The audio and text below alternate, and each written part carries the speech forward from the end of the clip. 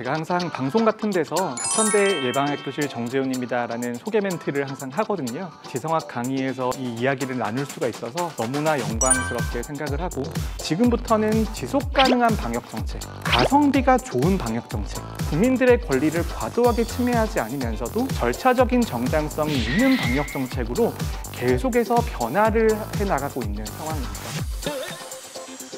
마스크 착용이 원활하게 이루어지지 않는 것에 대해 어떻게 생각하시는지, 백신 접종이 추가적으로 필요하다고 생각하시는지 궁금합니다. 언제쯤 이루어질 것이라고 예상하시는지 궁금합니다.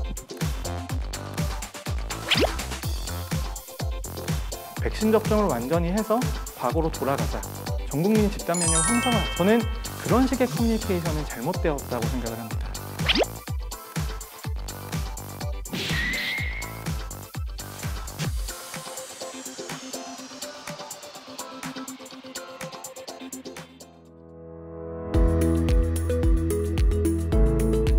자, 여러분 대단히 반갑습니다. 지성학2 담당 교수 이두형입니다. 네, 지성학 9번째 강연에 오신 모든 분들을 진심으로 다시 한번 환영합니다. 오늘 강연은 제가 오늘자 뉴스의 헤드라인을 인용하면서 시작하도록 하겠습니다. 그 기사의 헤드라인은 코로나 유행 반등 조짐, 확진 62,273명, 54일 만에 최다입니다. 또다시 코로나 재유행이 정말로 다시 우려가 되는 시기인 것 같습니다. 우리는 지난 3년 동안 이 코로나19로부터 정말 많은 고통을 받아왔습니다. 이 힘들고 끝이 없는 싸움 속에서도 과학적인 데이터에 기반해서 감염병 확산을 예측하고 그것을 근거로 여러 가지 합리적인 의사결정을 함으로써 그나마 피해를 최소화할 수 있었던 것 같습니다. 이러한 근거 중심 코로나19 대응에 정말 그 중추적으로 핵심적인 역할을 수행하고 계신 우리 대학 예방의학교실의 정재훈 교수님을 오늘 강연자로 모실 수 있어서 정말 영광스럽고 감사할 따름입니다. 오늘 저도 처음 뵙지만은 그동안 TV와 같은 다양한 매체에서 오랫동안 배워왔었기 때문에 그 낯설기보다는 오히려 낯익은 그 감으로 다가오는 것 같습니다. 그럼 오늘 강연해 주실 정재훈 교수님을 제가 간략하게 소개하도록 하겠습니다. 정재훈 교수님은 우리 대학 의과대학에 재직 중이시며 국무총리 방역특별보좌관, 제20대 대통령직 인수위원회 코로나19 특별위원을 역임하시고 현재는 국가감염병 위기대응 자문위원으로 코로나 대응 최전선에서 너무 많은 역할을 현재 해주시고 계십니다. 자, 그럼 정재훈 교수님을 큰 박수로 환영해 주시면 감사하겠습니다. 네, 안녕하세요. 가천대학교 의과대학 예방의학교실의 정재훈입니다. 제가 항상 방송 같은 데서 그 가천대 예방의학교실 정재훈입니다라는 소개 멘트를 항상 하거든요. 그런데 실제로 가천대학교 특히 지성학 강의에서 이 이야기를 나눌 수가 있어서 너무나 영광스럽게 생각을 하고 들어주시는 모든 분에게 감사드립니다.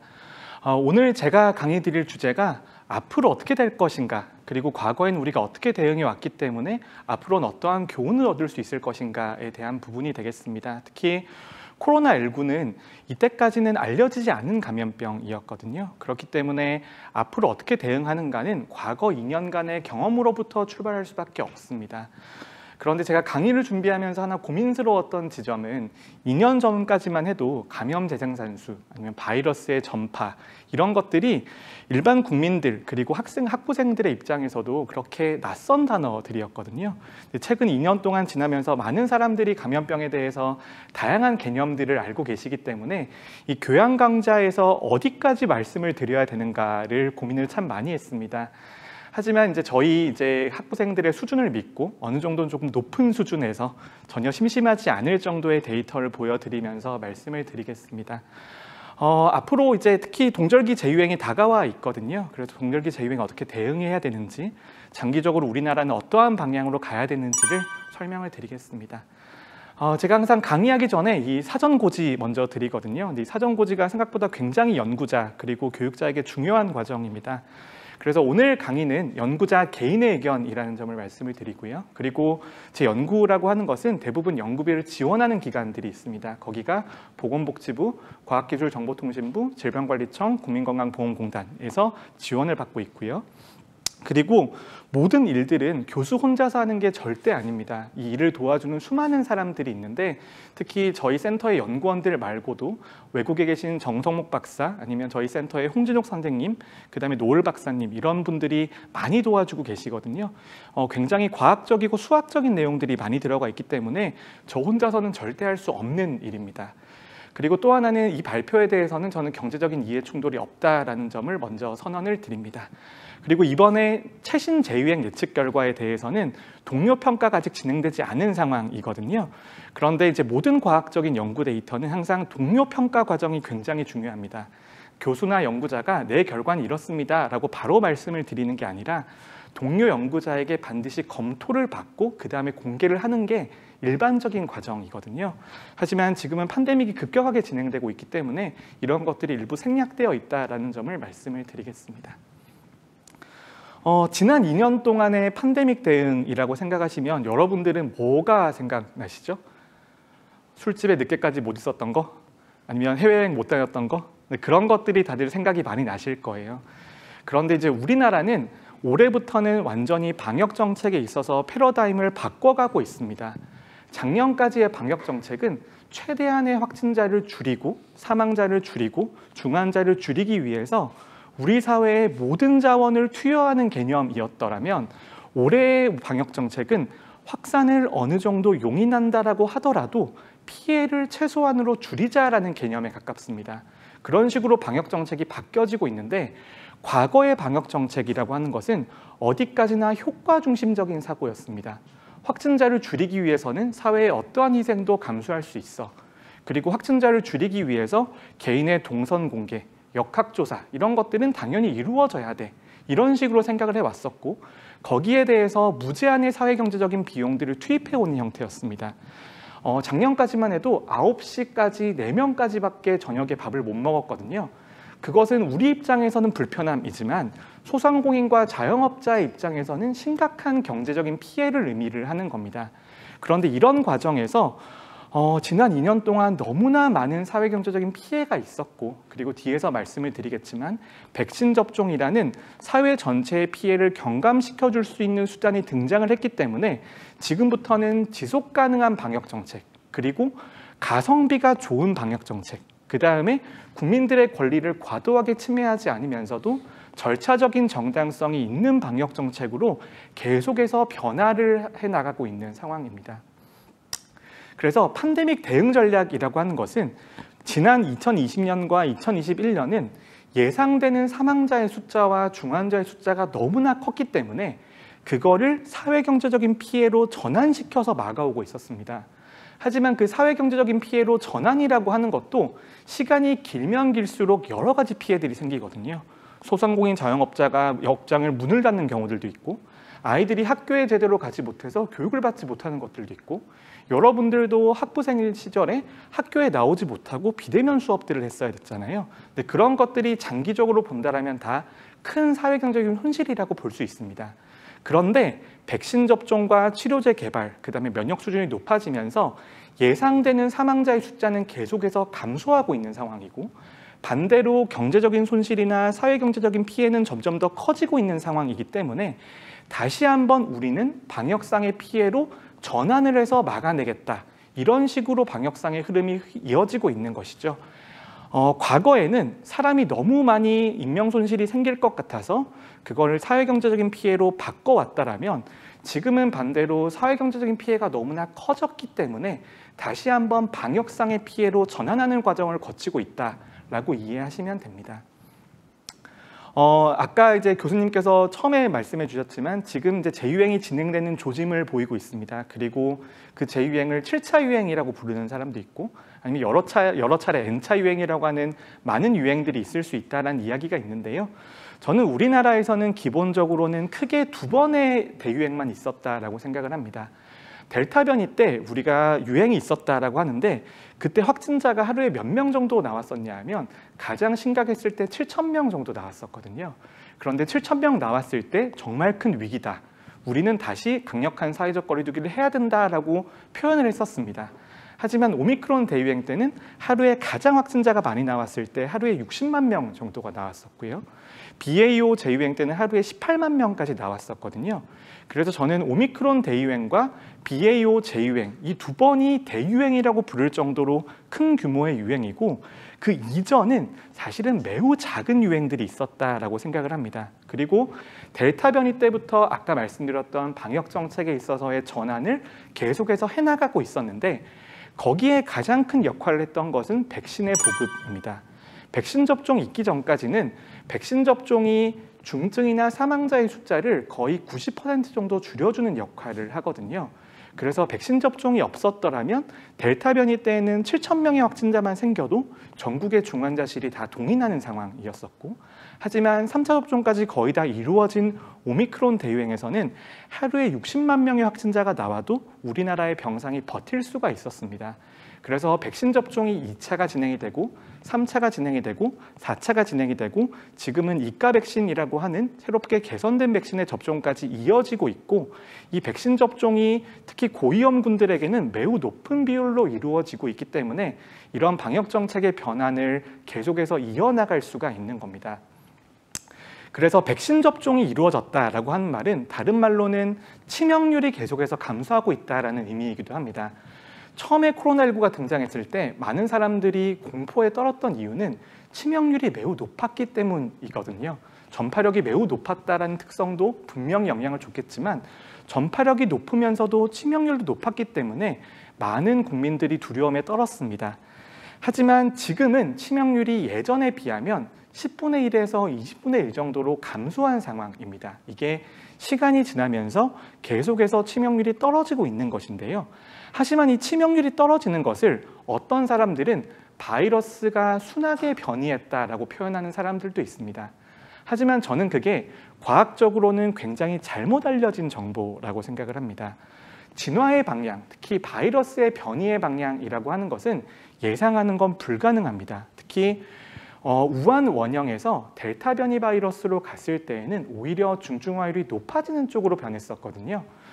그래서 자체적인 바이러스의 독성을 본다라면 중증화율은 높아질 수도 있고 낮아질 수도 있습니다. 하지만 그런 바이러스의 특성이 아니라 인류 전체의 대응을 본다라면 지속해서 치명률은 관리 가능한 방향으로 변한다라고 볼 수 있습니다. 대표적으로 백신을 개발하고 치료제를 개발을 하고 많은 사람들이 자연 감염이 되면서 면역 수준이 높아지고 이런 것들이 결합이 되면서 중증화율이 통제 가능한 범위로 떨어지는 것이거든요. 그래서 이제 강의를 들으시는 분들은 바이러스가 순하게 변했다 이런 말씀은 하시면 조금 곤란합니다. 그리고 또 하나 중요한 부분은 경구용 치료제가 그래도 어느 정도는 효과적인 경구용 치료제가 개발이 되어서 공급이 되기 시작했다라는 것이 매우 큰 도움이 되고 있습니다. 특히 팍슬로비드라든지 라게브리오처럼 경구로 먹을 수 있는, 입으로 먹을 수 있는 치료제가 등장했다라고 하는 것은 그 이전과는 매우 큰 차이이거든요. 왜 그런 거냐면 팍슬로비드나 라게브리오 이전에도 치료제는 존재했습니다. 하지만 그 치료제는 대부분 주사제의 형태이거나 입원해서 처방을 받아야 되는 상황이었거든요. 그렇다면 그 치료제를 투약하기 위해서는 모든 사람들이 입원을 해야 되는 상황이었던 겁니다.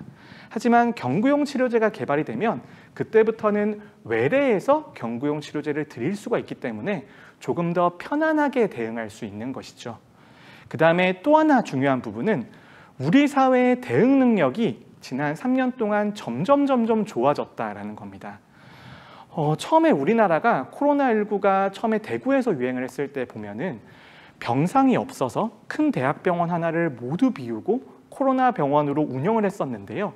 그때 확진자가 하루에 몇 명 정도였었냐면 제일 많이 나온 날 1,000명 정도 나왔습니다. 1,000명 정도 나왔는데 대응할 수 있는 병상이 없어서 전국적으로 의사를 모집하고 병원을 비우고 그런 일들을 겪었었거든요. 하지만 지금은 좀 잠잠해질 때 2만 명 나오고 조금 심하면 10만 명 정도 나오잖아요. 그런데 그 사이에 1,000명 나왔을 때 대응이 안 되던 게 지금은 가장 많을 땐 60만 명까지 나왔었는데 60만 명 나올 때도 대응이 된단 말이죠.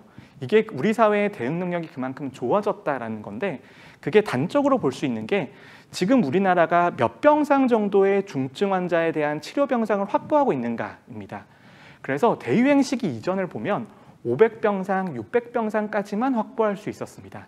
그런데 델타 변이 때는 800병상으로 늘렸다가 오미크론 대유행 때는 2000병상 이상으로 늘렸다가 지금은 유연하게 다시 줄여가고 있거든요.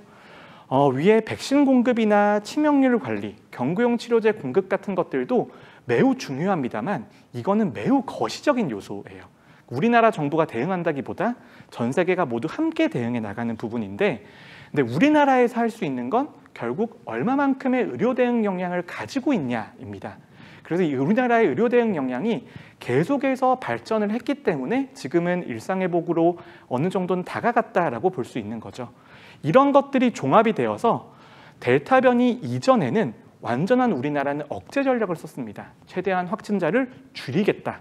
확진자의 숫자를 0으로 만드는 게 가장 좋은 것이 아닌가. 그런 식으로 전략을 펴왔거든요. 하지만 그게 더 이상 지속이 불가능하기 때문에 델타 변이 때부터는 조금씩 완화 전략과 억제 전략을 혼합하는 상황이었고, 그리고 오미크론 대유행 때는 완전히 완화 전략이라고 하는, 이게 다른 말로는 피해를 받는 것을 인정을 하지만 피해를 최대한 적게 받아보겠다라는 전략으로 전환을 하게 된 것입니다. 저는 이제 대유행 시기 이전에는 언제 어떻게 일을 했었냐면 인천 지역에서 현장에서 역학조사를 하고 드라이브 스루 검사소 같은 것들을 앞에서 이제 운영을 하면서 교통 정리를 하고 있었거든요. 근데 그러다가 이제 델타 변이 때부터 중앙 정부에서 일을 하게 되면서 여러 가지 방역 정책을 수립을 한 역할을 했었는데, 대유행 시기 이전 같은 경우에는 제가 가진 경험이 많이 없기 때문에 델타 변이 때부터 구체적으로 어떤 식으로 대응했는지 하나하나씩 좀 보여드리겠습니다. 요거는 이제 연령별 치명률의 변화인데요. 아까 보여드렸던 것처럼 치명률이 계속해서 감소하고 있는 방향입니다. 하지만 최근에는 지금은 데이터가 공개가 되진 않았지만 치명률이 조금 반등하는 경향들을 보이고 있는데요. 그런데 이것은 여러분들이 치명률의 지표의 정의를 살펴보셔야 됩니다. 치명률은 분모에는 뭐가 들어가냐면 확진자의 숫자가 들어가고요. 분자에는 사망자의 숫자가 들어가거든요. 그런데 확진자, 감염된 사람들 중에서 확진자로 드러나는 비율이 감소하게 되면 치명률이 증가하는 것처럼 보입니다. 그래서 최근에는 제가 이제 최근의 데이터를 보여드리겠지만 최근에는 감염자 중에서 확진자로 드러나는 비율이 조금씩 감소하고 있는 것처럼 보이고 있습니다. 그래서 치명률이 조금 늘어나는 것처럼 보입니다만 전체적으로 봐서는 치명률은 매우 급격하게 줄어들고 있습니다. 그리고 많은 분들이 아시는 것처럼 코로나19는 매우 독특한 감염병이거든요. 근데 그 독특하다는 의미가 나이에 따라서 위험도가 급격하게 달라집니다. 보시게 되면 20세 미만은 사망한 케이스가 그렇게까지 많지 않습니다. 하지만 20에서 40대, 40에서 60세, 60세 이상으로 넘어가면 넘어갈수록 기하급수적으로 사망자가 증가하거든요. 그만큼 코로나19는 기저질환이 있거나 나이가 드신 분들에게는 매우 위험한 감염병입니다. 그래서 그렇기 때문에 이제 예방접종 정책이라든지 방역 정책에 있어서도 고위험군을 보호하는 게 가장 중요한 목표가 됩니다. 지금부터 이제 델타 변이 때의 이야기를 해드리겠습니다. 델타 변이 때가 이제 작년 이맘때이거든요. 작년 이맘때가 벌써 코로나19가 사회에 들어온 지 2년 정도 지난 시점이었고, 사회적 거리두기도 2년 정도 했었고, 역학조사하면서도 2년 정도를 보낸 시점이었습니다. 그래서 그때는 백신 접종이라고 하는 것이 상당히 희망적으로 보였습니다. 마치 백신 접종만 하면 과거로 돌아갈 수 있을 것만 같은 그런 생각들이 있는 시절이었고, 그리고 초기에 mRNA 백신이라든지 바이러스 전달체 백신의 예방 효과가 상당히 높아 보였기 때문에 백신 접종, 특히 2회 백신 접종률이 70%, 80%에 도달을 하면 과거로 돌아갈 수 있을 것이다 라는 커뮤니케이션을 2020년 동안은 계속 해왔었고 21년 동안 상당히 해왔습니다. 아니면 국민들이 버틸 동기가 없는 거잖아요. 그래서 백신 접종률이 어느 정도 높아지면 과거로 돌아갈 수 있다라는 이야기를 했었고, 그때부터 이제 억제 전략에서 완화 전략으로 돌아가기 위한 다양한 시도들을 해왔습니다. 그리고 거기에 있어서는 몇 가지 근거가 있었는데요. 또 하나는 뭐냐 하면 델타 변이 바이러스가 등장하기 전까지는 백신 접종만 하면 집단 면역이 형성이 돼서 과거로 돌아갈 수 있을 것이다라는 일부의 의견들이 있었고, 그 의견들이 매우 희망적으로 받아들여졌습니다. 하지만 작년 이맘때쯤은 이미 델타 변이 바이러스가 등장을 해서 도달한 시점이었고, 델타 변이 바이러스는 저희 데이터를 보는 사람들의 관점에서는 백신 접종만으로는 이제 극복이 불가능한 정도에 도달했다라는 판단이 있었습니다. 그렇기 때문에 어느 정도 백신 접종에 더해서 감염을 통해서 면역이 획득이 되어야지 과거로 돌아갈 수 있다라는 판단들이 있었고, 그렇기 때문에 점진적으로 완화를 해서 준비할 시간을 벌면서도 과거로 돌아가려는 시도를 해야 된다라는 당위성이 있었던 것이죠. 그리고 또 하나는 백신 접종은 효과가 두 가지입니다. 하나는 감염을 막아주는 효과이고, 나머지 하나는 중환자와 사망자가 되는 것을 막아주는 효과인데, 감염을 막아주는 효과는 시간이 지나면 지날수록 감소하기도 하고 새로운 변이가 등장을 하면 큰 폭으로 떨어지기도 했거든요. 하지만 중증이나 사망자가 되는 것을 막아주는 효과는 매우 안정적으로 오랫동안 유지가 된다라는 데이터가 있었습니다. 그래서 감염은 막을 수 없다라고 하더라도 사망자와 중환자를 줄일 수는 있겠구나라는 판단이 섰던 거죠. 그리고 아까 말씀드렸듯이 계속해서 사회경제적인 피해가 누적이 되고 있는 것이고, 그 다음에 언제까지 우리가 버텨야 되는가에 대한 본질적인 고민들이 있었습니다. 그래서 단계적인 일상회복에 대한 시도가 있었고요. 그때는 이제 총 3단계에 걸쳐서 과거로 점진적으로 나아가자라는 이야기를 했었습니다. 그런데 제가 어떤 한 토론회에서 그때 어떻게 말씀을 드렸었냐면, 델타 변이 때 기준으로 보면 하루에 확진자가 3만 명씩 3년 나와야지 끝날 것 같습니다 라는 이야기를 했었거든요. 근데 그때 이제 제 이야기를 들으시는 분들께서 깜짝 놀라시면서, 지금 5천 명 나오는데도 난리인데 3만 명씩 3년이 나와야 끝난다고요? 그건 너무 비관적인 거 아니에요? 라는 이야기를 많이 드렸었는데, 제가 그때 한마디를 더 했습니다. 가장 낙관적인 시나리오가 그렇습니다 라고 말씀을 드렸었는데요. 역시나 델타 변이 때도 일상회복 시도가 시작한 지 2달 정도 만에 중단될 수밖에 없었습니다. 그 이유가 이때까지만 해도 사회적 거리두기는 매우 큰 효과를 가지고 있었습니다. 사회적 거리두기를 걸면 확진자가 감소할 수 있을 정도의 확산 속도였거든요. 그래서 사회적 거리두기를 완화하기 시작하니까 거기에 따라서 감염자가 늘어나기 시작했고, 감염자가 늘어나니까 중환자가 늘어나기 시작했는데, 첫 번째 이유 중에 하나는 첫 번째 우리가 일상회복에 성공하지 못했던 이유 중에 하나는 준비했던 중환자 병상의 숫자가 너무 적었습니다. 그때는 800병상 정도 준비를 했었는데 한 달 정도의 확진자의 증가를 버티지 못한 정도의 수준이었고, 그리고 중환자 숫자가 많이 나온다란 말은 다른 말로는 중환자가 되는 비율이 너무 높았던 거죠. 2회 접종만으로는 중증 예방 효과가 완전히 나오지 않았던 겁니다. 그 다음에 델타 변이 바이러스의 자체적인 중증화율이 너무 높았던 거였죠. 그래서 중간에 긴급 멈춤 제도라는 걸 하면서 다시 한번 강도 높은 사회적 거리두기를 할 수밖에 없었습니다. 그래서 델타 변이 바이러스 때 일상회복을 시도를 하고 다시 한번 실패를 하는 경험을 하면서 우리 사회와 정부와 당국이 알게 된 정보들이 있습니다. 첫 번째는 뭐냐면, 변이 바이러스에 대한 대응을 하지 못한다면 일상회복은 할 수가 없다. 그래서 변이 바이러스에 대해서 추가 접종을 해서 면역 수준을 더 높여주고 개량 백신을 최선을 다해서 도입을 하면서 변이 감시 체계를 유지를 해야 된다라는 게 첫 번째 결론이었고, 두 번째는 800병상 정도로는 턱도 없다라는 결론이 나왔습니다. 그래서 전국의 병원들의 병상을 행정명령을 통해서 최대한 확보를 해서 2000병상 이상 정도는 확보를 해야지만 우리가 나아갈 수 있겠구나라는 걸 알 수가 있었고, 그리고 2000병상도 모자랄 수가 있기 때문에 중증으로 전환되는 비율을 더 줄이기 위한 노력들을 했는데, 그게 경구용 치료제를 최대한 빠르게 도입을 하고 그 다음에 전체적으로 면역 수준을 점진적으로 높여가는 그런 전략들을 써야 된다라는 게 작년 이맘때 저희들의 결론이었습니다. 그래서 거기에 대해서 계속해서 준비를 해나갔던 것이고요.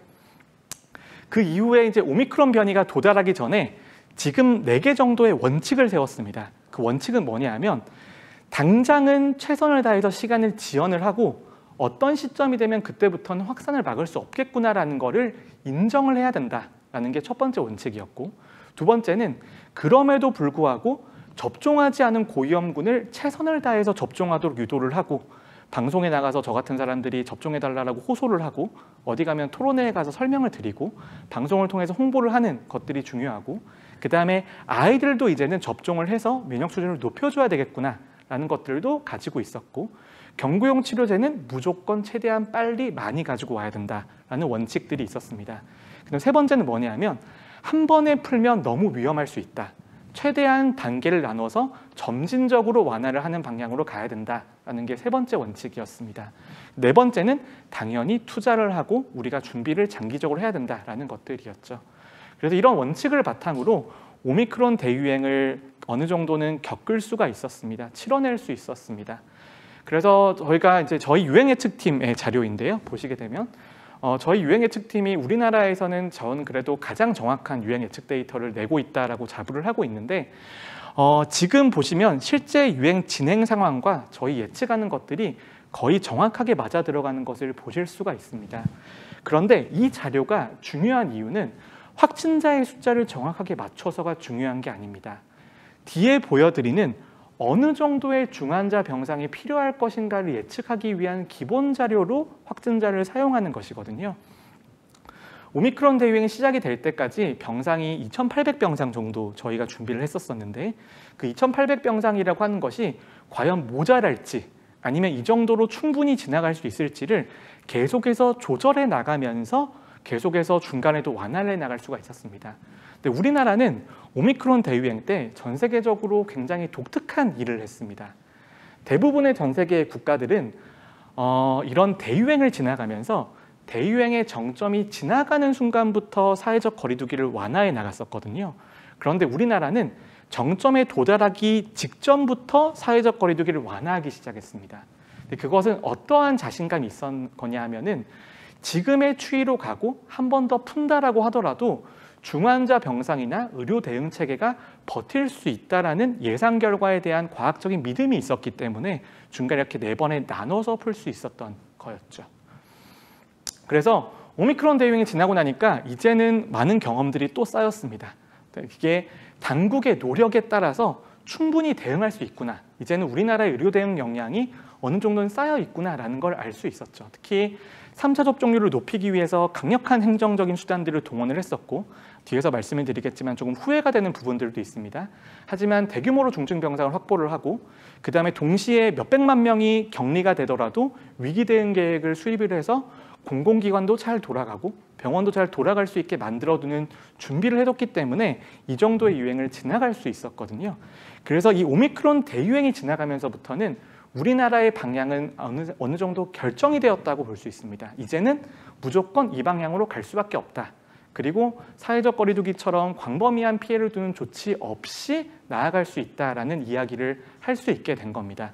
왜냐하면 접종률도 너무나 높아졌고 거기에 더해서 감염을 통해서 추가적으로 면역이 증강된 사람들도 늘어났기 때문인 거죠.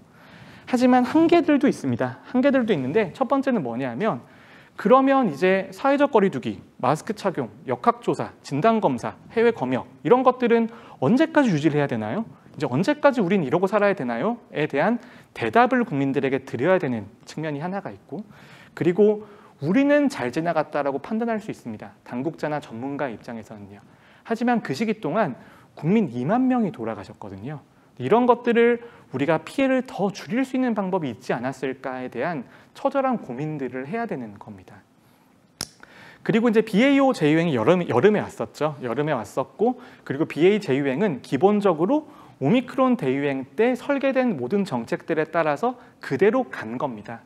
어떤 분들은 뭐 정책의 변화나 정권의 변화나 이런 것들이 방역 정책에 영향을 주지 않는가라고 말씀을 많이 드립니다만 우리나라는 일관된 방역 정책의 흐름을 가지고 있습니다. 그게 3년 동안 이어져 왔고 3년 동안은 거의 같은 전문가 집단들이 일관된 방향을 가지고 같은 교훈을 가지고 나아가고 있습니다.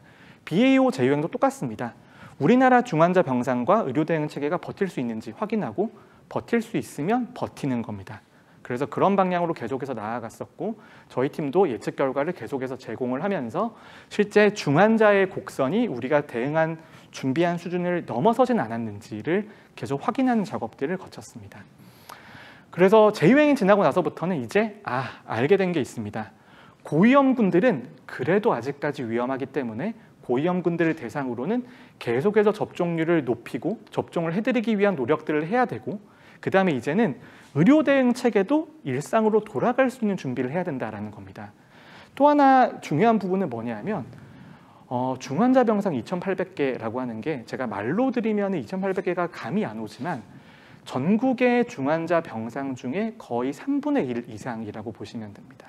3분의 1 정도의 중환자 병상을 코로나19에만 투입을 하게 되면 그 중환자 병상을 써야 되는 다른 중환자분들도 많으시잖아요. 그런 분들에게 반대로 피해가 갈 수 있는 상황이기 때문에 그러면 의료 대응도 비상시에서 평상으로 전환할 필요가 있는 거죠. 그래서 그런 부분에 대한 교훈들을 얻고 계속해서 준비를 하고 있고 이제 남아있는 방역 정책들은 언제 어떻게 가져가야 되는가 거기에 대한 고민들을 계속해서 해나가야 되는 겁니다. 네, 이게 이제 이번 재유행에 대한 저희의 데이터입니다. 이번 재유행에 대한 저희의 데이터인데 지금은 저희가 예상했던 곡선보다 아래로 내려가고 있습니다. 아래로 내려가고 있는데 이게 재유행의 크기가 적어졌다라는 의미는 저는 아닌 걸로 이해를 하고 있습니다. 그 이유 중에 하나가 아까 말씀드렸듯이 중환자의 숫자나 입원자의 숫자로 보면 이 정도의 감염자보다는 조금 더 많아야 될 거라고 생각을 하고 있습니다. 이 정도의 확진자보다는. 그래서 일상회복이 진행이 되고 많은 분들이 코로나19가 너무나 당연한 것처럼 느껴지게 되면서 증상이 있으시더라도 검사를 받고 확진자가 되는 이 확진율의 변화가 조금 있을 거라고 저희는 이해를 하고 있습니다. 그래도 어쨌거나 이번 재유행은 BA.5 재유행보다도 적을 걸로 예상을 하고 있고 그리고 피해 규모가 더 적을 것이기 때문에 특별한 정책적인 변화라기보다 계속해서 고위험군들에게 접종을 권고해드리고 의료체계를 잘 정비하고 아이들도 응급실에서 잘 진료받을 수 있게 해주고 그런 것들을 하는데 저희가 준비를 하고 있습니다.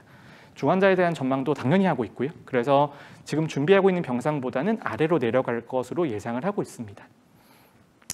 그러면 또 많은 분들이 질문하십니다. 이게 언제까지 계속해서 유행이 반복이 되나요?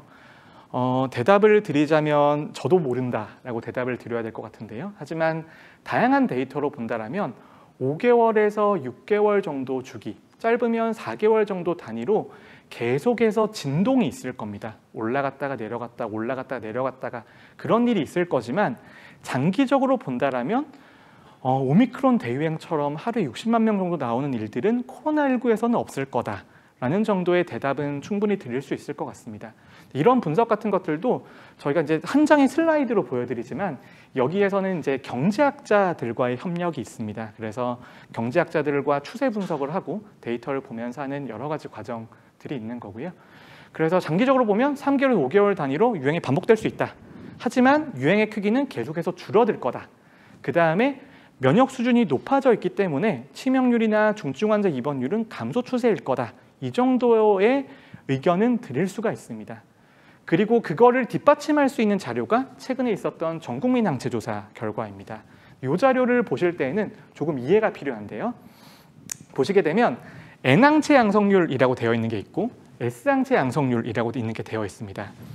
그런데 S항체 양성률은 어떻게 생기는 거냐면 백신 접종 또는 감염으로 생기는 겁니다.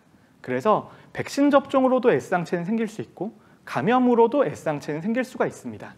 그런데 N항체는 뭐냐면 완전히 감염만으로 획득되는 항체입니다. 그래서 이 N항체의 양성률은 이 시점까지 국민의 몇 %가 감염되었는지를 거의 보여주는 데이터라고 보시면 되는데요. 여기에서 재밌다고 말하기는 참 안타까운 일이니까 저희한테는 의미 있는 데이터들이 있습니다. 의미 있는 데이터를 보시게 되면 5세에서 9세의 아이들을 볼까요? 이 아이들은 우리나라에선 접종이 거의 진행이 되지 않았었거든요. 그래서 S항체 80% 가까이 나오고 N항체 80% 가까이 나왔습니다. 다른 말로는 9세 미만의 아이들의 80%는 감염으로 이미 면역을 획득한 상태다라고 해석을 할 수 있는 부분입니다.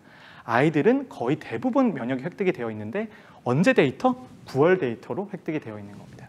지금은 11월 달이니까 이거보다 비율이 더 높아져 있겠죠. 그리고 또 하나는 이 N항체 양성률이 나이대에 따라서 보시게 되면 점차 감소하는 것을 볼 수가 있습니다. 이 감소한다는 것은 다른 말로는 나이가 많이 드신 분들의 접종률이 훨씬 더 높거든요. 그래서 백신 접종이 감염 예방을 통해서 집단 면역을 형성할 정도로 강력한 효과를 내지는 못하지만 면역이랑 감염을 통해서 획득한 면역과 결합했을 때에는 그래도 의미 있는 정도의 효과를 보이고 있다라고 해석할 수 있는 부분입니다. 그래서 이런 데이터들로 계속해서 저희의 정책들에 대한 근거를 제공을 하고 있기 때문에 저희가 앞으로 나아갈 수 있는 것이죠. 그럼 이제 앞으로 어떻게 해야 되냐가 이제 제가 말씀드리고 싶은 부분입니다.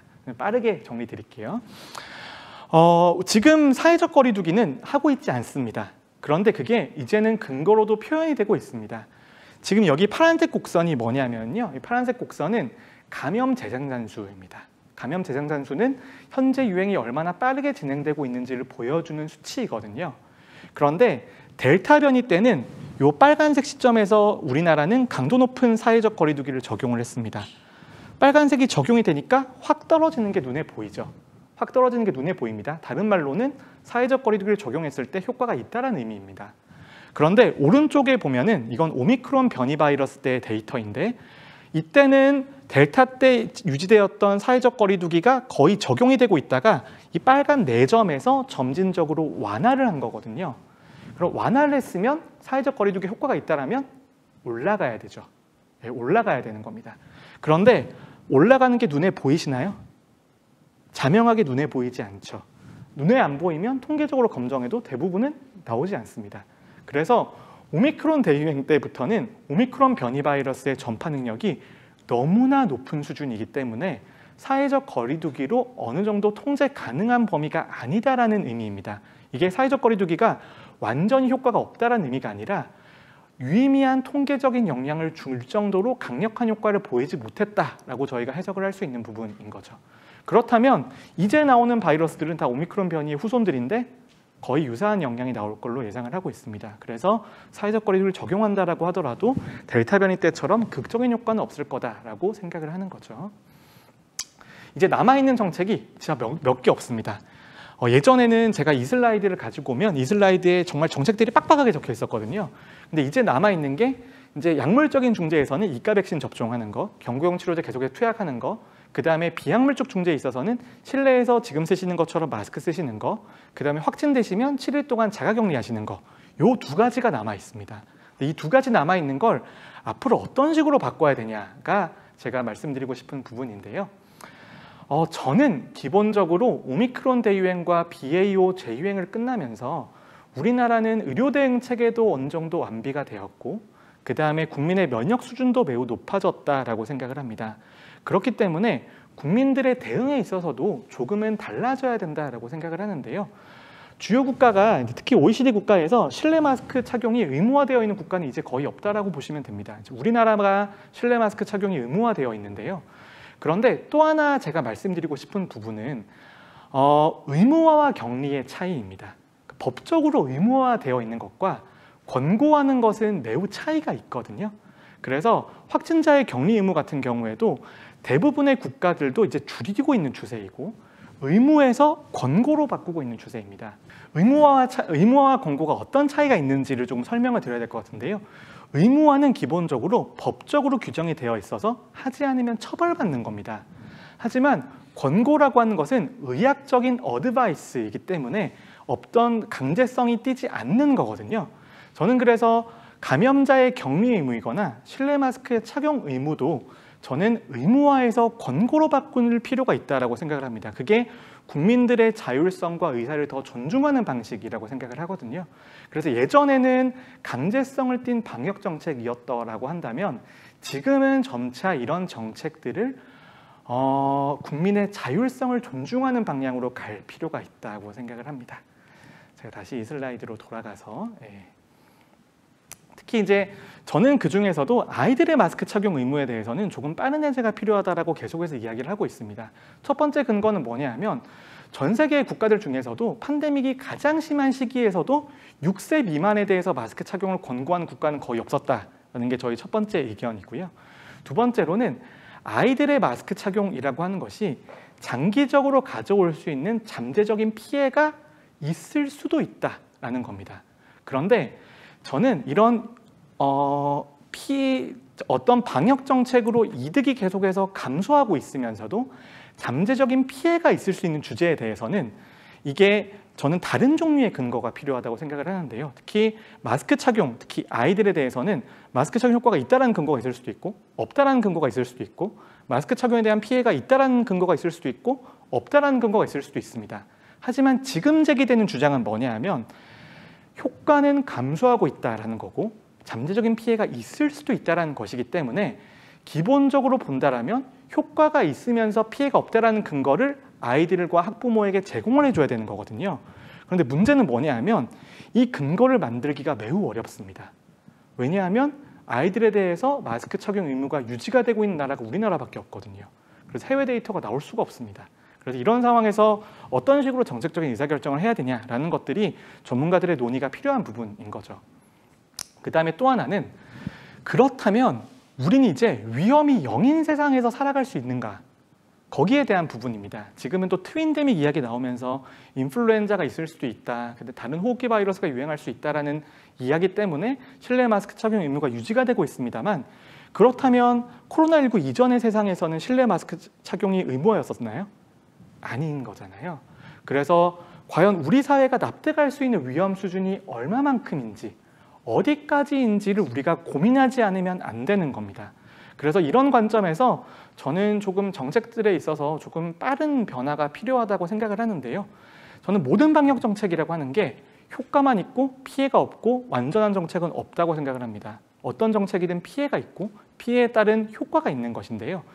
지금의 방역 정책이라고 하는 것은 기본적으로 피해보다 효과가 압도적으로 커야지만 할 수 있는 겁니다. 왜냐하면 예전과 지금은 상황이 달라졌거든요. 특히 코로나19 아니면 이제 어떤 감염병으로 목숨을 잃은 사람들의 비율이 줄어들어 있고 그 위험의 수준이 예전보다 많이 줄어들어 있는 상황에서는 방역 정책으로 가지고 올 수 있는 피해에 대해서도 많은 고민들이 필요한 거죠.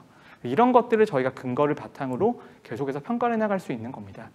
수많은 방역 정책들이 있습니다. 그리고 이 정책들이 효과가 계속해서 변화하고 있습니다. 그래서 효과가 변화할 때는 이익은 줄어들고 피해는 그대로이거나 늘어날 수 있기 때문에 항상 계속해서 재평가가 필요한 것이죠. 저는 이제 지난 1년 넘게 거의 2년 가까이 중앙정부와 함께 방역 정책에 대한 자문들도 하고 있고 참여를 하고 있습니다만 가장 후회가 되는 순간을 꼽으라고 한다면 저는 방역 패스에 대해서 학교, 학원, 마트, 백화점의 적용 확대를 막아내지 못한 거라고 생각을 합니다. 저도 이제 방역 패스에 대해서 초기에 이제 같이 의견을 모으고 아이디어를 냈던 사람 중에 하나인데요. 요 슬라이드가 제가 이제 작년 이맘때쯤 정부 정책 토론회에서 첫 번째 발표를 하면서 방역 패스 정책에 대해서 제안을 할 때 썼던 슬라이드입니다. 여기 보면은 사회 필수 기능에 대해서는 적용을 하면 안 된다라고 분명히 적혀 있었거든요. 그런데 이제 델타 변이 때 병상이 모자라고 사람들은 죽어가고 있고 그 다음에 의료 현장은 너무 힘들었기 때문에 3차 접종률을 빠르게 높일 필요가 있었습니다. 그래서 그때 행정적인 목적으로 방역 패스가 강력하게 적용이 됐었는데 그때 조금 더 소통이 강화가 되었더라면 지금은 국민이 방역 정책에 대해서 가지는 신뢰감이 조금 더 늘어나지 않았을까 하는 후회가 있습니다. 후회가 있는데 이런 것들이 이제 앞으로 반영이 되어야 되는 것이죠. 그래서 모든 정책이라고 하는 것은 최소한 개인의 권리 침해라고 하는 것들도 방역 정책의 피해라고 볼 수 있습니다. 그래서 그런 것들을 압도적으로 상회할 만큼의 이익을 증명할 필요가 있는 것이 저희의 전문가의 책임이라고 생각을 합니다. 그래서 이제 일상회복을 위한 여러 가지 전제 조건들이 있습니다. 유행 규모도 줄여야 되고요. 치명률도 줄어들어야 되고요. 충분한 의료 대응 능력도 있어야 되고 사회적으로 이 위험이 더 이상 위험하지 않다는 인식도 있어야 됩니다. 저는 이 네 가지 전제 조건을 이제는 다 만족했다고 생각을 합니다. 이제는 돌아가도 될 시점이라고 생각을 하거든요. 그래서 이제 남아있는 두 가지 정책들도 저는 조금 더 전향적으로 접근을 할 필요가 있다고 생각을 합니다. 아까 말씀드렸듯이 모든 정책을 법적인 의무화해서 권고로 넘어가는 것들이 중요하고 거기에 더해서 국민들의 자율적인 참여를 조금 더 권장하는 방식으로 일률적으로 국민들에게 강제로 적용하는 것보다 국민들이 왜 이러한 정책을 하셔야 되는지에 대한 이해를 바탕으로 그리고 적절한 피해 보상 아니면 피해에 대한 설명을 바탕으로 정책을 집행할 필요가 있다고 생각을 합니다. 저는 이제 마스크 착용 의무에 대해서는 이것 또한 3단계 정도로 접근할 수 있다고 생각을 하고요. 재유행 정점 도달하면 좀 풀고 그 다음에 완화되면 또 풀고 다음 재유행 때는 완전히 풀고 그리고 확진자의 격리 의무에 대해서도 단축하고 의무화 해제하고 풀고 이런 식으로 접근하는 게 지금 당장도 가능하다고 생각을 합니다. 이건 전문가들 중에서는 굉장히 좀 전향적인 의견인 편입니다. 그래서 이런 식으로 저희가 이제 재유행에 대해서 준비를 하고 있고요. 그리고 일상 복귀를 위한 준비라고 하는 게 결국 여러분들의 위험 인식에 달려 있는 것 같습니다. 이게 얼마만큼 위험한 질환인지 그 다음에 사회가 얼마만큼의 피해를 감당해야 되는 것인가에 달려있는 요소라고 생각을 합니다. 좀 어려운 주제이고 지루한 주제일 텐데 눈 초롱초롱 잘 들어주셔서 정말 감사합니다. 혹시 질문 있으신가요? 네. 전자공학과 허민입니다. 지금 코로나 신규 확진자가 매일 4, 5만 명 수준으로 발생하며 유행 규모가 커지고 있는데 현재 실외 마스크 의무가 해제되어 이 영향으로 인해 실내에서도 마스크를 미착용하는 경우를 많이 보곤 했습니다. 현재 경각심이 많이 줄어든 상태에서 확진자는 늘고 있는데 마스크 착용이 원활하게 이루어지지 않는 것에 대해 어떻게 생각하시는지 궁금합니다. 이제 그 슬라이드에서도 좀 설명을 드렸던 것 같은데 이 마스크 착용 의무라는 게 여러분들 식당 가실 때 되게 위화감을 느끼지 않으세요? 실외에서는 벗고 있다가 계산대를 지나갈 땐 쓰고 있다가 밥 먹을 때는 벗고 있다가 계산할 때 쓰고 나와서 벗는 거잖아요. 근데 저는 이게 일종의 국민들에게 방역 정책에 대해서 신뢰감을 떨어뜨리는 요인이라고 생각을 합니다. 뭔가 모순된 정책을 정부가 강요하고 있다는 생각이 드는 거죠.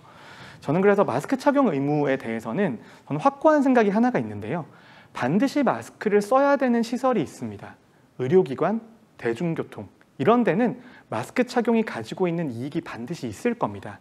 거기에 대해서 마스크 착용 의무는 당분간 유지가 되어야겠죠.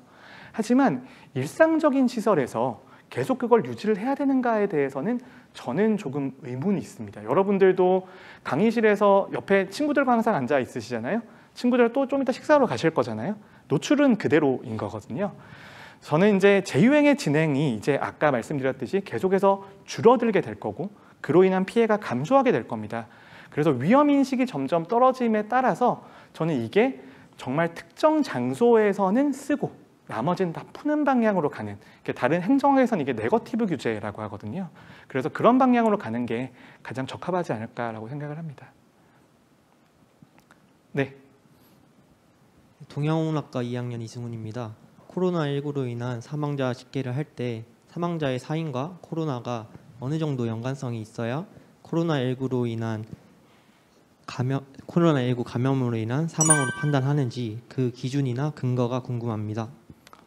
굉장히 중요한 질문이고 이게 역학적으로 중요한 질문입니다. 그래서 아마 저희 대학원 오시면 조금 더 잘 설명을 드릴 수 있을 것 같은데요.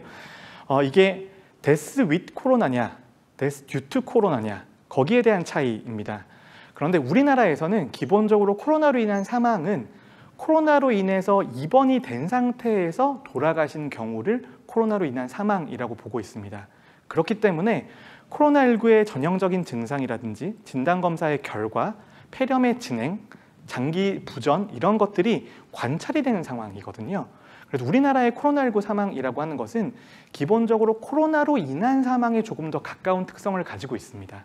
하지만 말씀하셨던 것처럼 원래 다른 기저질환이 악화돼서 사망하시는 분들이 잡힐 가능성도 있는 거죠. 그래서 그거를 완전히 평가하기 위해서는 사인에 대해서 면밀하게 다시 한번 평가하는 과정들이 필요합니다만 아직까지 우리나라에서 그 작업이 완전히 진행되진 않았었고 그리고 그런 것들은 우리가 어떤 걸로 볼 수 있냐면은 완전히 그 사인을 평가하기가 어렵기 때문에 초과 사망을 보는 방식으로 보정을 합니다. 어떤 말이냐면 평상시 2021년 11월에 돌아가시는 사망자가 월 10만 명이었으면 코로나19 유행하던 시기에 15만 명이 돌아가신 겁니다.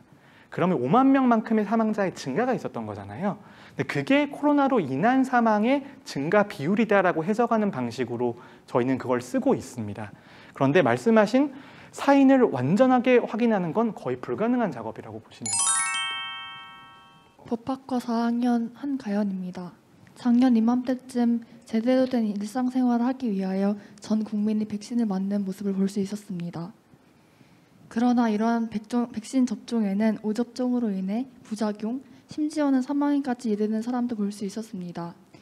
교수님께서는 부작용의 가능성이 있는 백신 접종에 대해 어떻게 생각하시는지 궁금하고 또한 과거에 비해 코로나19 팬데믹이 많이 완화된 현재에도 백신 접종이 추가적으로 필요하다고 생각하시는지 궁금합니다.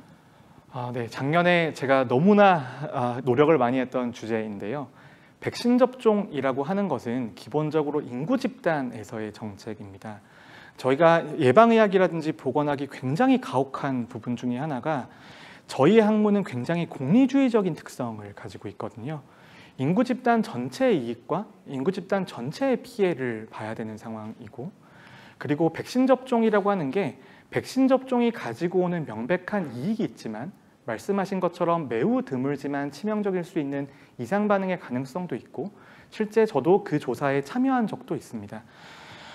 그런데 백신 접종을 그럼에도 불구하고 전문가들이 권고해드리는 이유 중에 하나가 가장 건강한 집단에서도 접종을 해서 얻을 수 있는 이익이 잠재적인 피해를 압도적으로 상회하기 때문이거든요.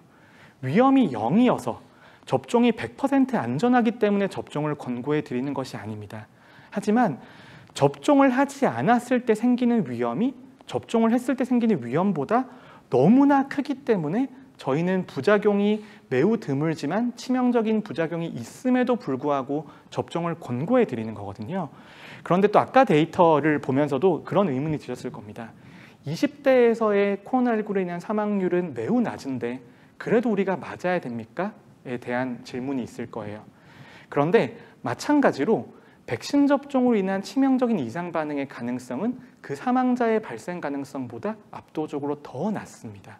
그런데 문제는 저희가 소통 과정에서 얼마가 크냐와 몇 배가 크냐의 문제입니다. 저희가 위험 가능성이 100만 분의 1과 100만 분의 10은 10배 차이가 나는 겁니다. 하지만 위험의 실제적인 감소는 100만 명당 9명에 불과한 거거든요. 10배가 크냐와 어느 정도 크냐는 다른 문제라서 그 부분에 대해서는 어느 정도의 의사소통에서 어려움이 있다고 생각을 합니다만 최신 데이터로 봐도 접종을 하지 않는 것보다 접종을 하는 게 개인의 관점에서는 훨씬 더 이익입니다. 훨씬 더 이익이고 그리고 그게 3회 접종까지는 거의 명백하게 증명이 되어 있습니다. 하지만 이걸 개인의 의무로 둘 것인가, 개인의 권리로 둘 것인가 그 부분은 앞으로 논의가 계속해서 있어야 된다고 생각을 합니다. 특히 백신 접종으로 얻을 수 있는 게 저희가 처음에 우리가 원했던 건 뭐냐 하면 백신 접종을 완전히 해서 과거로 돌아가자. 전 국민이 집단 면역을 형성을 하자. 저는 그런 식의 커뮤니케이션은 잘못되었다고 생각을 합니다. 하지만 저는 20대나 30대에 있어서도 접종으로 얻을 수 있는 이익은 너무나 명백하기 때문에 접종을 해달라고 표현을 하는 게 더 바람직하다고 생각을 하는데요. 그런데 이제 또 하나 이상 반응에 대해서도 전 참 안타까운 부분이 있습니다. 지금의 이상 반응에 대해서는 이제 믿으실지는 모르겠지만 우리나라는 전 세계에서 가장 이상 반응에 대해서 폭넓게 인정하고 있는 국가입니다. 그럼에도 불구하고 접종으로 얻을 수 있는 이익이 지금 나온 피해보다 훨씬 더 큰 상황이거든요. 이런 것들이 법적인 관점과 그 다음에 철학적인 관점과 저희 공중보건학의 실제적인 문제와는 큰 차이가 있다. 그리고 이거는 저희가 앞으로도 해결해 나가야 되는 부분이다 라고 말씀을 드려야 될 것 같습니다. 교수님께서 한 인터뷰에서 마스크를 이제 벗을 때가 되었고 이제 그 방법은 단계적 해제라고 말씀하셨습니다. 언제 벗을 수 있을지에 대한 조건에 대한 논의 또한 지속적으로 이루어져야 한다고 말씀하셨는데 현재 주요하게 논의되고 있는 조건과 기준 중에서 특별하게 강조되는 조건과 기준이 무엇인지 그리고 그에 따른 단계적 해제 완료는 언제쯤 이루어질지 언제쯤 이루어질 것이라고 예상하시는지 궁금합니다.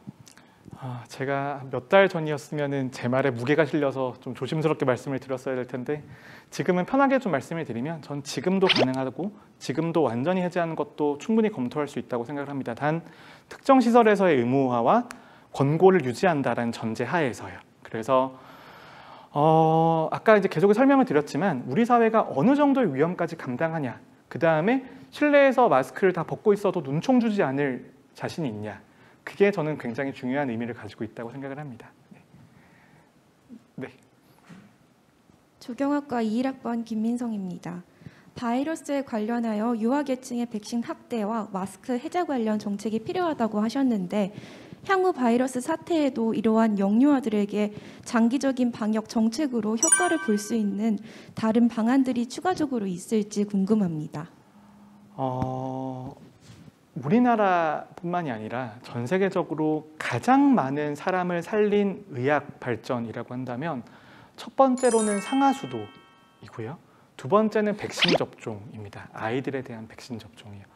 제가 아까 코로나19가 굉장히 독특한 감염병이라고 말씀을 드렸는데 그 이유가 아이들에게는 위험하지 않으면서 위험도가 줄어들면서 나이가 많은 분들에게만 위험성이 급격하게 증가한 특성을 가지고 있기 때문이거든요. 하지만 대부분의 감염병은 아이들이 상당히 위험합니다. 그렇기 때문에 우리나라는 영유아 필수 접종들을 운영을 하고 있거든요. 아이들에 대해서 전체적인 면역 수준을 확보해주지 않으면 홍역이 재유행하거나 수두가 재유행하거나 그런 걸로는 코로나19보다 더 큰 혼란이 생길 수도 있습니다. 우리나라는 아이들의 사망이나 어린아이들의, 그러니까 청소년들의 사망에 대해서 굉장히 민감하게 반응을 하고 그게 모든 나라에서 동일한 원리이거든요. 저는 앞으로도 영유아에 대해서 국가 예방접종을 확대하는 것들은 매우 중요하다고 생각을 하고요. 그다음에 또 하나는 저도 이제 아이의 부모입니다만 아프면 그다음에 감기 증상이 있으면 유치원이나 초등학교를 보내지 않아도 문제가 없는 사회적 분위기를 만드는 게 너무나 중요하다고 생각을 합니다. 지금은 저희 때만 해도 개근상을 받는 게 전체 학생들의 100%였거든요. 지금은 좀 덜하다고 하는데 아프면 쉬고 검사를 받고 치료를 받는 게 그게 당연해지는 게 아이들뿐만이 아니라 사회 전체적으로도 매우 중요하다고 생각을 합니다. 네, 설비소방공학과 한지영입니다. 교수님이 강의에서 말씀해 주신 것처럼 코로나를 예방하기 위한 가장 좋은 수단 중 하나가 백신이라고 생각합니다. 대부분의 국민들이 1차에 그치지 않고 3차까지 백신을 맞았습니다. 건강한 사람을 기준으로 일정 시간이 지난 후 추가적으로 백신을 더 맞아야 하는지 아니면 3차로도 충분할지 여쭤보고 싶습니다. 일단 이제 예방을 하기 위해서 예방의 목적이 이제 저희 예방의학자들은 예방의 관점이 굉장히 다양하다는 걸 이해를 하고 있습니다. 직접적인 감염을 막는 것도 예방이고 중증화를 막는 것도 예방이거든요. 그런데 이제 감염을 막기 위한 목적으로 접종을 더 하는 것이 일반적인 인구 집단에게 유효할 것인가에 대해서는 저는 조금 의문을 가지고 있습니다. 지금의 상황에서는요. 그리고 앞으로 여러분들, 특히 20대 대학생들이 몇 번 더 접종을 해야 될지에 대해서 저한테 물어보신다면 저는 모른다라고 대답을 해드려야 될 것 같습니다. 아직은 잘 모르는 부분이고 그리고 내년이 되면 접종이 필요할 수도 있습니다. 필요할 가능성이 꽤 있다고 생각을 합니다. 그게 저희가 드릴 수 있는 답변의 한계입니다. 기계공학과 이창헌입니다. 코로나와 같은 바이러스는 예상치 못한 상황에서 발생하는 것 같습니다. 교수님께서 감염병 예측 방법에 대해서 설명해 주신 인터뷰를 보았는데요. 만약 코로나와 다른 종류의 바이러스가 발생할 경우에 코로나의 경험을 토대로 빠르게 바이러스에 대해서 대비가 가능할지와 발생한 바이러스를 통해서 코로나와 같은 어려움을 또 겪어야 하는지에 대해서 여쭤보고 싶습니다. 가장 좋은 질문인 것 같습니다. 우리나라가 코로나19 초기에 굉장히 대응이 나쁘지 않았던 이유 중에 하나는 2015년에 메르스 유행의 경험이 있었기 때문이거든요. 어떠한 감염병이라고 하는 것은 굉장히 심각한 피해를 줍니다만 사회의 대응 능력을 계속해서 발전시켜주는 측면이 있고 과학도 계속해서 발전을 하고 있습니다. 특히 mRNA 백신 플랫폼이라고 하는 것은 감염병 예방에 있어서는 굉장히 혁명적인 수단입니다. 굉장히 빠른 시기 내에 효과적인 백신을 제조할 수 있는 방법이거든요. 그래서 백신이라는 측면으로 본다라면 예전보다는 비교할 수 없을 정도로 개선됐을 가능성이 높다라고 생각을 하고요. 두 번째로는 역학조사라든지 사회 대응 체계에 있어서도 저희 팀도 요즘에 엄청나게 연구를 많이 하고 있습니다.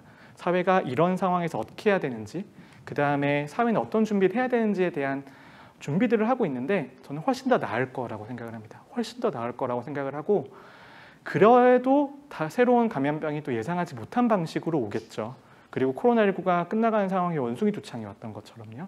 그래서 잠잠한 그렇게 크지 않은 이 정도의 대규모의 유행이 아닌 감염병들이 올 겁니다만 확실히 대응은 더 나아질 겁니다. 그건 제가 보장해 드릴 수 있습니다.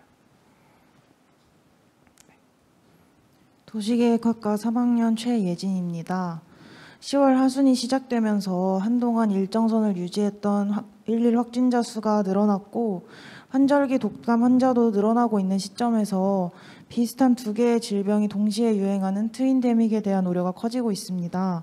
교수님께서는 이 같은 상황은 현재 의료체계로 충분히 감당이 가능하다고 하셨는데 만약 현 의료체계가 감당하지 못하는 상황이 발생한다고 가정했을 때 가장 유력한 예상 요인과 이에 대한 대책이 궁금합니다. 트윈데믹에 대한 많은 우려들이 있습니다. 많은 우려들이 있고 지난 2년 동안 항상 있어 왔습니다. 그리고 인플루엔자 감시 체계도 저희가 하고 있습니다만 인플루엔자 감시 체계에 조금 늘어난 패턴들이 보입니다. 하지만 인플루엔자 바이러스는 검출이 되진 않은 상황이고요.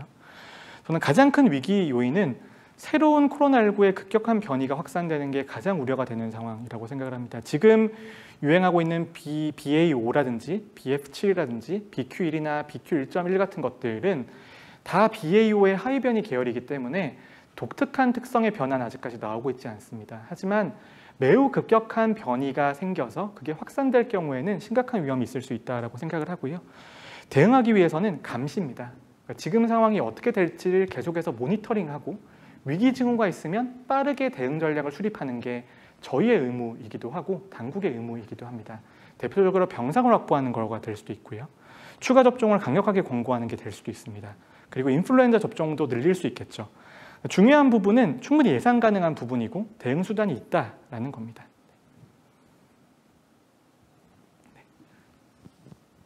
도시계획학과 서유빈입니다. 최근 가짜뉴스가 가장 팽배했던 이슈를 꼽으면 코로나19 관련이었던 것 같습니다. 가짜뉴스로 인해서 백신 불신, 주가 변화 등 여러 피해가 있었는데 가짜뉴스의 확산을 방지하기 위해서 정부, 언론, 국민들은 어떤 태도를 취해야 하는지 여쭤보고 싶습니다.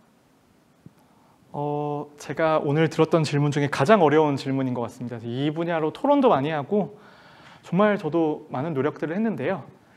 답이 없다라는 게 가장 큰 문제인 것 같습니다. 특히 지금처럼 파편화되고 다원화되고 여러 가지 매체가 많은 세상에서 어떤 정보가 진짜 믿을 만한 정보이고 내가 무슨 정보를 믿냐는 개인의 신념에 따라서 많이 좌우가 되는 것 같거든요. 저 같은 전문가 입장에서는 최선을 다해서 근거를 보여드리고 과학적인 설명을 해드리고 오랫동안 노력하는 게 전 답이라고 생각을 합니다만 이 답이 어느 정도 영향을 줄 수 있을지 저도 항상 의문을 가지고 있습니다. 근데 방법은 아무도 모르겠죠. 더 최선을 다할 뿐인 거고요. 그리고 이제 팩트 체크를 하는 분들이 있을 수도 있고 당국에서 바로잡으려는 노력도 하고 있습니다만 그 노력이 미치지 못하는 것들도 있을 것 같습니다. 그런데 저는 예전에 한 언론학자랑 저랑 이제 그 이야기를 나누면서 했던 생각인데요. 어느 정도는 우리가 놓을 필요가 있지 않을까라고 생각을 합니다. 우리 사회의 100%를 다 설득한다는 것도 어떻게 보면 민주적이지 않을 수 있거든요. 그 다름을 이해해 주는 방식인데 다름이 틀림이 돼서 다른 사람에게 피해를 주지 않는 선까지만 허용이 된다라면 저는 뭐 그런 것들은 저희의 노력 정도로 충분히 극복이 가능하다고 생각합니다. 식품의학과 윤지환입니다. 지금 현재 적지 않은 치료제들이 개발되었는데 이 치료제들이 모든 변이된 바이러스에 적절하게 치료 효과가 나타나는지 그리고 앞으로 발생할 변이 바이러스에도 적절하게 사용될 수 있을지 궁금합니다. 다행히도 아직까지 변이는 치료제 효과가 떨어지는 변이는 발견되지는 않았습니다. 그래서 당분간은 지금 쓰고 있는 경구용 치료제가 효과가 있을 거라고 생각을 하고요. 하지만 항체 치료제 계열은 목표가 백신과 비슷한 원리였기 때문에 항체 치료제 효과들은 계속해서 감소하고 있습니다. 하지만 팍스로비드, 라게브리오처럼 직접적으로 증식을 억제하는 기전들을 가지고 있는 약제들은 당분간 유지가 되고 있을 걸로 보고 있습니다만 하지만 분명히 그 치료제의 효과를 떨어뜨리는 변이는 나올 수 있을 것으로 예상은 하고 있습니다. 거기에 대한 준비도 하고 있고요. 네, 아마 지난 3년 동안 공공의 안녕을 위해서 그 누구보다도 아마 많은 사람들이 생각할 수 없는 수준 이상으로 정말로 고민해 주시고 또 연구해 주시고 또 치열하게 정말 무거운 결정들을 해주셨을 것 같습니다. 너무나도 애써주신 우리 교수님께 다시 한번 큰 박수 보내드리면 좋을 것 같습니다. 감사합니다. 네. 저도 정말 많은 질문이 있고 더 많은 좋은 말씀을 듣고 싶지만은 또 다른 회의에 바로 보내드려야 돼서 제가 클로징 짧게 이렇게 하도록 하겠습니다. 오늘 9번째 강연 이것으로 마치도록 하겠습니다. 감사합니다.